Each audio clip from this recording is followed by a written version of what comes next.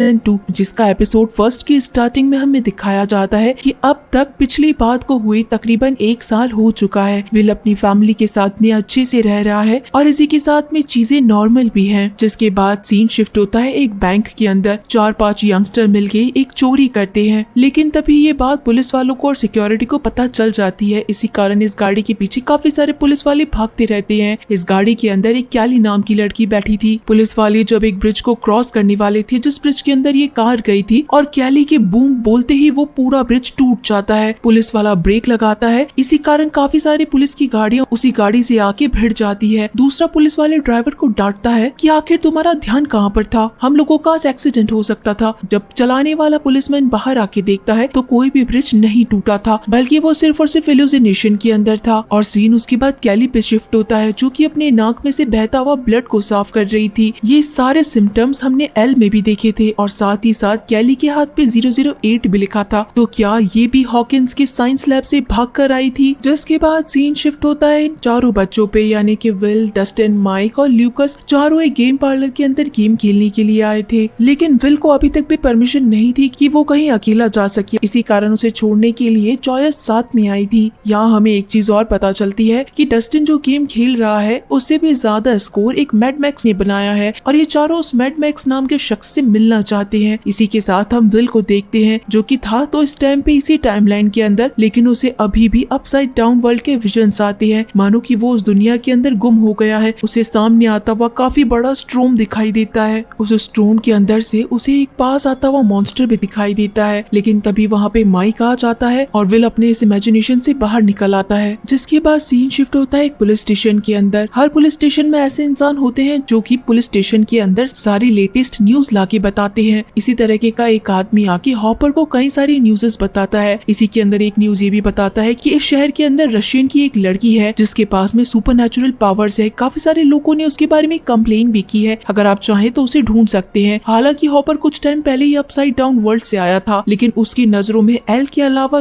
दूसरा कोई भी नहीं है जिसके पास में सुपरनैचुरल पावर्स हो सकती है। इसी कारण हॉपर इस आदमी को इग्नोर करता है और एक फोन कॉल पे लिखाए गए रिपोर्ट को देखने के लिए चला जाता है। एल के बारे में अभी तक कोई भी बात बाहर नहीं आई थी, क्योंकि हॉपर ये डील ऑलरेडी डॉक्टर ब्रैनर से करके आया था कि वो एल के बारे में कभी किसी को कुछ नहीं बताएगा। जिसके बाद सीन शिफ्ट होता है नैन्सी और स्टीव पे। ये दोनों अभी भी काफी अच्छे रिलेशनशिप में थे और स्कूल में एक साथ ही थे। जिसके बाद एंट्री होती है एक अमीरजादे की, जो कि काफी महंगी कार लेके स्कूल के अंदर अच्छी खासी एंट्री मारता है, लेकिन कार में से एक और लड़की निकलती है जो कि गुस्से में आके उस कार को बंद करके चली जाती है। स्कूल की सारी लड़कियां इस कार में से निकलने वाले लड़के को बस घूरती ही रहती है कि आखिर ये नया लड़का कौन है। इस लड़के का नाम बिली होता है और इस छोटी लड़की का नाम मैक्स होता है। ये बच्चे स्टेप सिबलिंग्स थे। मैक्स को जब क्लासरूम में भेजा जाता है तो उसे इंट्रोड्यूस करवाया जाता है, तो मैक्स पहले ही क्लियर कर देती है कि कोई भी उसका नाम मैक्सी नहीं लेगा, उसे सिर्फ और सिर्फ मैक्स ही बुलाया जाए। अब ये चारों बच्चे मैक्स की पर्सनैलिटी से बहुत ज्यादा इम्प्रेस थे, इसी कारण इनका फोकस मैक्स पे था। और ये चारों ये भी जानना चाहते थे कि वीडियो गेम के अंदर मैड मैक्स ने जो स्कोर किया है क्या ये लड़की वो ही है। अब स्कूल खत्म हो चुका था, लेकिन जैसा कि मैंने आपको पहले भी बताया था कि विल को कोई परमिशन नहीं थी कि वो अकेला कहीं भी आ जा सके। विल की मॉम जॉयस उसे स्कूल के बाद में लेने के लिए आती है। सारे बच्चे विल को इस नजरों से देखते हैं कि मानो विल के साथ न जाने क्या चीज हो रखी है। यहाँ पे इसके तीनों दोस्त भी यही सोचते हैं कि विल का बिहेवियर कुछ दिनों से अलग लग रहा है। जिसके बाद हम देखते हैं कि जॉयस विल को असल में लेके लैब आई होती है, और यहाँ पे जॉयस और विल अकेले नहीं थे बल्कि हॉपर भी इनके साथ ही था। अब यहाँ पर विल को इसलिए लाया गया था क्योंकि विल ही एक ऐसा बच्चा था जो कि अपसाइड डाउन वर्ल्ड के अंदर जिंदा बच के वापस लौटा था। तो सभी लोग उसके ऊपर टेस्ट किया करते थे, वापस से एक्सपेरिमेंट तो नहीं करते थे, लेकिन उसके ऊपर जो असर हुआ था उसकी चीजों को जरूर नोट किया जाता था। विल को जैसे बार बार में सपने आया करते थे या फिर अपसाइड डाउन वर्ल्ड के विजन्स उसे आया करते थे, ये सारी चीजें ये रिसर्च सेंटर बैठ के नोट किया करती थी। इसी कारण जॉयस विल को यहाँ पे लेके आई थी। लास्ट सीजन के अंदर हॉकिंस की सर्च लैब को डॉक्टर ब्रैनर चलाया करते थे, लेकिन उनके ऊपर जब मॉन्स्टर ने अटैक किया था तो वो नहीं बचे थे। जिसके बाद यहाँ पे हमें एक और डॉक्टर से मिलवाया जाता है जिनका नाम डॉक्टर सैम था। वो विल से काफी अच्छी तरीके से बात करते हैं और सारी चीजों को समझने की कोशिश करते हैं। डॉक्टर सैम यहाँ पे विल से पूछते हैं कि आखिर तुम्हें क्या दिखाई देता है, वो मॉन्स्टर तुम्हें परेशान कर रहा है या फिर आखिर क्या कर रहा है। तो विल कहता है कि वो मॉन्स्टर मुझे नहीं कुछ कर रहा है बल्कि इस पूरी दुनिया को खत्म करना चाहता है, मुझे छोड़कर वो सबको मार देगा। जॉयस विल की ऐसी हालत देखते हुए डॉक्टर से पूछती है कि आखिर विल ठीक कब तक होगा। तो डॉक्टर सैम जॉयस और हॉपर को यही बताते हैं कि विल उस दुनिया से आया है, इसी कारण ये विजन्स उसे आते रहेंगे। हो सकता है कि उसे 3 महीने 6 महीने या फिर हो सकता है काफी टाइम तक ये विजन उसके आसपास ही घूमते रहे, लेकिन असल के अंदर हम सभी उसके आसपास है, उसे कभी कोई खतरा नहीं होगा। जॉयस अभी भी काफी डर चुकी थी क्योंकि उसे अपना बेटा बिल्कुल ठीक चाहिए था। जिसके बाद हम देखते हैं कि लास्ट सीजन के अंदर अपसाइड डाउन वर्ल्ड का जो दरवाजा खुला था वो अब तक बंद नहीं हुआ था। इवन वो धीरे धीरे बढ़ता जा रहा था और उस पूरे लैब के कई हिस्से को खराब करता जा रहा था। इस सीजन के अंदर हमें दिखाया गया है कि इस पूरे रूम को कवर किया गया है, अच्छी खासी शील्ड लगाई गई है, लेकिन ये मॉन्स्टर कभी भी किसी भी वक्त आगे बढ़ सकता है। इसी कारण साइंटिस्ट को भेज के इस मॉन्स्टर को जलवाया जा रहा था, यानी कि उसके ऊपर काफी ज्यादा आग लगाई जा रही थी ताकि ये मॉन्स्टर जल के खत्म हो सके। हम यहाँ पे हॉपर को देखते हैं जिसके पास रिपोर्ट आई थी कि उसका पूरा पम्पकिन का फील्ड रातों रात खराब हो गया। ये फार्मर बताता है कि शायद किसी दूसरे फार्मर ने उसके साथ ऐसा किया होगा, उसके पूरे फार्म के ऊपर पॉइजन गिरा दिया होगा, इसी कारण पम्पकिन की ये पूरी फसल खराब हो गई है। क्योंकि इन दिनों के अंदर हैलोवीन भी आने वाला था, लेकिन एक साथ इतने सारे पम्पकिन को खराब करना कोई मामूली बात तो नहीं हो सकती है, शायद इसके पीछे कोई और चीज भी थी। इधर नैन्सी और स्टीव बारबरा के घर पे आए थे क्योंकि बारबरा की फैमिली ने इन्हें डिनर पे इनवाइट किया था। तब डिनर करते टाइम नैन्सी बारबरा के पेरेंट्स से पूछती है कि ये एक सील का बोर्ड घर के बाहर लगा है, वो जरूर आपका तो नहीं होगा। लेकिन ये फैमिली इस बात को एक्सप्लेन करते हुए बताती है कि बारबरा को ढूंढने की इच्छा इन्होंने अभी तक भी खत्म नहीं करी थी, इनके पास आज भी होप है। ये एक बहुत बड़े इन्वेस्टिगेटर को इस केस के पीछे लगाने वाले हैं। बारबरा की फैमिली हॉपर से बहुत डिसअपॉइंटेड है क्योंकि उस पुलिस वाले ने बारबरा को नहीं ढूंढा और एक जासूस जरूर बारबरा को ढूंढ सकता है। नैन्सी ये बात सुन के काफी ज्यादा शॉक में चली जाती है, इसी कारण वो वॉशरूम में जाती है क्योंकि उसे तो पता था कि अपसाइड डाउन वर्ल्ड के अंदर जाके बारबरा मारी जा चुकी है, तो फिर आखिर कोई भी इन्वेस्टिगेटर आके उसे नहीं ढूंढ पाएगा। यहाँ हम देखते हैं कि जॉयस ने भी अब खुद को दूसरा चांस दिया था। वो खुद के कॉलेज की एक फ्रेंड बॉब को डेट कर रही थी। बॉब पे इसी सिटी के अंदर खुद की एक शॉप रन किया करता था और अब वो जॉयस के घर पे ही आके आराम से वीकेंड एंजॉय कर रहा था। यहाँ पे जॉन और विल भी साथ ही बैठे थे। यहाँ पे ल्यूकस और डस्टिन इस लड़की को फॉलो कर रहे थे क्योंकि ये इसके नेचर से काफी ज्यादा इम्प्रेस थे और साथ ही साथ इस लड़की का नाम मैक्स भी था। लेकिन ये लड़की भी आगे जाके जान जाती है कि इसे कोई ना कोई फॉलो जरूर कर रहा है। और कुछ टाइम बाद में जब ये सभी एक जगह वीडियो गेम स्टोर पे मिलते हैं तो इन्हें कंफर्म हो जाता है कि यही लड़की मैड मैक्स है। यहाँ हम देखते हैं कि माइक आज भी अपने घर के अंदर बैठ के एक फ्रीक्वेंसी पे कॉल करने की कोशिश करता है कि कहीं ना कहीं एल इस लाइन पे आके उससे बात करे, लेकिन वो कॉल सीधा ल्यूकस को लग जाता है। जहाँ पे डस्टिन और ल्यूकस एक साथ थे और साथ ही साथ मैक्स के बारे में भी बताते हैं, लेकिन माइक उस लड़की के बारे में बिल्कुल इंटरेस्टेड नहीं था क्योंकि आज भी वो होप करता है कि एल कहीं ना कहीं होगी और उसके पास जरूर आएगी। रात के वक्त विल की नींद टूट जाती है और वो जब बाहर आके देखता है तो उसे अपने घर के बाहर का तूफान दिखाई देता है, ऐसा स्ट्रोम जो कि फिर से उसे अपसाइड डाउन वर्ल्ड के बारे में याद दिलाता है। विल के देखते हुए ये दरवाजा भी खुल जाता है और सामने का नजारा बिल्कुल अपसाइड डाउन वर्ल्ड जैसा ही था। विल इस चीज को देखता हुआ आगे बढ़ जाता है और अपने आंखों के सामने देखता है एक बहुत बड़ा मॉन्स्टर उसकी तरफ आता जा रहा है। इस मॉन्स्टर का नाम गाइस माइंड फ्लेयर था और विल इस सारी सिचुएशन को देख के समझ चुका था कि वो इस टाइम अपनी दुनिया में तो बिल्कुल भी नहीं है, बल्कि वो अपसाइड डाउन वर्ल्ड में जा चुका है। यहाँ पे कई सारी चीजें ऐसी हो रही है जिसके हिंट से वो पहचान सकता है कि हमारी दुनिया में जरूर ये मॉन्स्टर आने वाला है। जिसके बाद हम हॉपर को देखते हैं। हॉपर के घर के अंदर एंटर करने से पहले एक बहुत पतला सा थ्रेड लगा था। डोरबेल बजाने पे दरवाजा किसी ने खोला था। घर के अंदर जाने के बाद ऐसा लग रहा था कि यहाँ कोई और भी है और डाइनिंग टेबल पे 2 प्लेट्स रखी थी। और इसी के साथ गाइस हमें सबसे शानदार सस्पेंस रिवील होता है कि 11 पिछले 1 साल से हॉपर के साथ रह रही है। उसके पास अच्छे कपड़े हैं, सर पे काफी सारे बाल हैं और हॉपर उसे रहने के मैनर्स भी सिखा रहा है। और ये बात अभी तक किसी को नहीं पता कि 11 दूसरी दुनिया में नहीं बल्कि हॉपर के साथ ही रह रही है। इसी के साथ गाइस ये शानदार एपिसोड यहीं पे खत्म होता है। तो क्या विल की हालत वापस ठीक हो जाएगी या फिर माइक को उसकी बेस्ट फ्रेंड 11 मिल जाएगी? इन सारी चीजों के जवाब तो हमें अगले एपिसोड में ही पता चलेंगे। तो चलिए फिर मिलते हैं आप सभी लोगों से अगले एपिसोड में। तब तक के लिए टाटा।